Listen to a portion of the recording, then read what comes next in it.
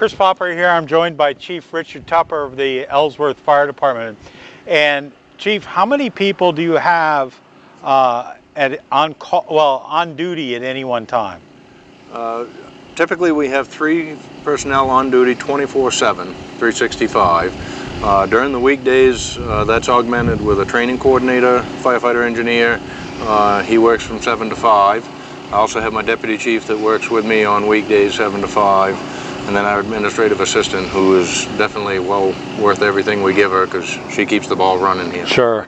So the people, you're paid full-time firefighters. Correct. Work 24-hour shifts. They do. It's a 24-hour shift, and it's a kind of a modified rotation schedule. So they'll work a day, have a day off, work a day, have 2 days off, and then there's a cycle where they have a 4-day break as well in that. And they are 7 a.m. to 7 a.m. Correct. Yep. Okay. So you have to rely on paid on-call members. How many paid on-call members does the Ellsworth Department have? That is correct. The paid on-call members are our backbone to the firefighting here in Ellsworth. We have approximately 20 paid on-call firefighters, and that varies from time to time as we get new personnel on and some leave. But they are the ones that we really depend on to come do some of the hands-on firefighting duties. Career staff do share that responsibility, but it's the paid on-calls that really are the backbone for us to do that. So with three people on call or on here in the firehouse at any one time. That is correct. Okay. Yep. So the fire alarm comes in. Yep. Walk us through what happens. When we receive a call for service, the tones go out, which will notify both the career staff here right at the fire station, as well as the paid on call and the other career staff that are off for the day. The career staff that are on duty will take the apparatus and go directly to the scene with the appropriate apparatus to handle that scene. The other career staff that are off duty that day will typically come back here to the fire station in case there's more apparatus needed, or are requested to respond directly to the scene to give manpower support there. And the paid on-call membership, if they're able to leave their job, leave whatever activity they're doing, they respond typically directly to the scene and become our firefighter in force. Okay, so you've got a fire. You send out typically a truck. Well, it's usually 2 at the least. Okay. Sometimes 3 with the 3rd person that we have on duty. So everybody's driving a truck? Typically, yes. Okay. So you're there, you set up, and then you can either, with 3 people, start, or you have to wait? Well, it depends on the circumstance, really. There are some places where we can initiate action pretty quickly, and typically do so. But there's a lot of times a working structure fire requires a lot of people to fill all the tasks that are required to do, from incident command to safety officer to a sections officer to firefighters all the way down to the line. And we typically end up over multitasking a lot of those tasks. We get the job done, but the more personnel that we have on scene makes that a much safer environment, a quicker response, and able to get the task done that we need to do. 63 square miles, how long does it take you? I mean, even driving fast with the lights going, with the sirens going, how long does it take you to get to maybe on the Bucksport Road? Or it's actually 93 square miles. 90, okay. So it's even bigger. Yeah. And depending on where it is in the location of the city of Ellsworth, we are kind of tucked away in one corner. The majority of our responses are in this corner of the city. But if we need to go out the Bucksport Road or out the Bangor Road, we've got 12 miles or better to travel to get to the end of the line. So it does take some travel time to get there. And even with lights and sirens, sometimes that doesn't speed the process up a whole lot. Oh God, if you get stuck in traffic, exactly. Yes, yeah. And that's why it's so important. I mean, if you see blue lights, if you see red lights, you've got to move over. Absolutely, and we describe that sometimes as it's not necessarily that we're just going to help someone, which is exactly what we're doing. Right. But we may be going to help your house or your family member, so it is very important to pull over and let us by.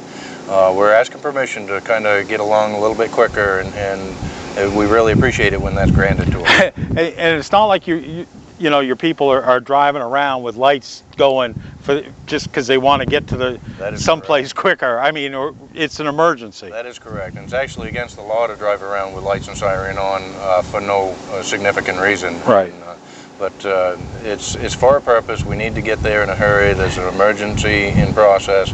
We need to be able to get there and help out as necessary. How many trucks do you have? We have 9 total trucks right now, counting a forestry truck that we just acquired. So that's a ladder truck, 2 engines, a tanker, a rescue truck, a brush truck, pickup truck, and the forestry truck. And we've just recently acquired a rescue boat off our mutual aid department, Lemoyne Fire Department, which is going to complement our abilities to do water rescues as well. You've got a lot of water in the city of Ellsworth. We do have a lot of water, and typically in the past we ended up confiscating or borrowing, if you will, whatever boat we might be able to find. And be that as it may, sometimes that's okay, but it's not always the best boat choice. Be it we might only have a canoe. That sailboat is not a rescue tool. No. No.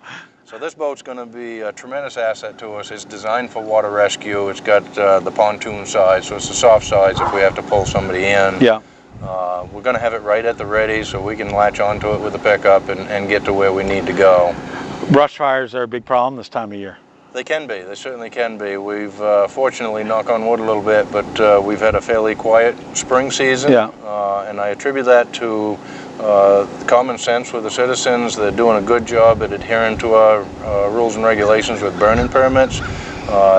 We've done a really good job educating as why you need to wait for a day that's not quite so windy or not quite so hot. And people are doing a good job at that and helping us hold the line. When we were talking earlier, you said you have a bunch of second graders coming in tomorrow for a tour of the fire station. Yes, we do. That's really important. I mean, I know from being on the Bangor City Council and also being a volunteer firefighter driving an ambulance down in Block Island. I mean, that whole learn to burn and not be afraid of firefighters in turnout gear. I mean, that's really important. I mean, kids, they get caught in a fire and then all of a sudden they see this big hulking person coming in. Yeah. It can be scary. It certainly can be, and we have a very good education program here that started a long time ago and has been carried through very successfully. And one of the things that we try to do with kids, we typically will get in to see them a lot of times around Halloween. And I know when I've gone out to dress up in our turnout gear and our air pack, I always describe to the kids that you see me right here in plain clothes, and as I put one piece on at a time, I will explain to them that it's still just me. And when it's all put on, I says, how do you like my Halloween costume? I get all kinds of candy this way. it kind of breaks the ice with them, and they get a good chuckle out of it, and it really bodes well with them. And that's one of the things in the education program that we really stress. If we're there with this gear on, we're there to help them, and they need to come to us if we're searching for them. And that has happened successfully in the past, and it's our one measurable way to know that we really got through to the kids with that education and they know what to do. All right, camera's yours. What do you want to say to the citizens of Ellsworth? It's budget time. Let's tell it like it is. You need money. Yeah, well, it does take money to be able to run a department, and you know, you get a question every now and then, why so much money for so few calls? We average around 460, 470 calls a year. And I think it's important to note that that one call... It could be, if it's your call, you want everybody there. Exactly. That one call when we respond and save somebody from a disaster, whether it's an accident, whether it's a structure fire, or something even minor, somebody's fallen and can't get up and needs some assistance. You know, you're paying for having those people here at the ready when you need them. Because when you're sitting there in need, depending on what it is, whether it's a fire, whether it's a police matter where somebody's got you held hostage or whatever, you want help with them now. You don't want to be able to have to schedule that. So it is important to have a department, and I think we have a very successful department here, and I think we can handle a lot of good emergencies and help people out when they need that. So yeah, support is definitely necessary, and I do believe that we have a good, strong citizen support for the city of Ellsworth.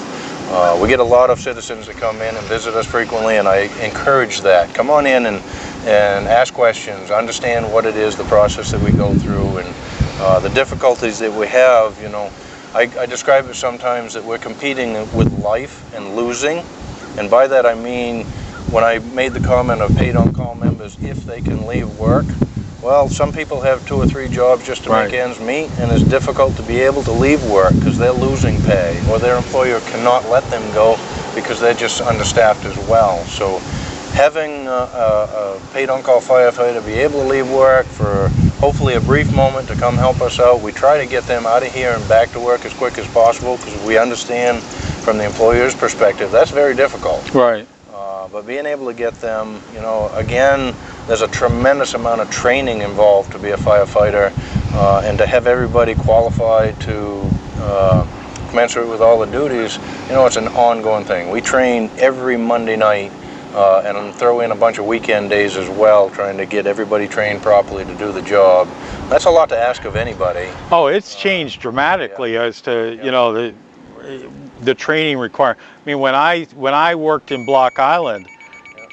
And there's a call right there. All right, we'll leave it at that. Thanks, Chief. Thank you. Off to duty.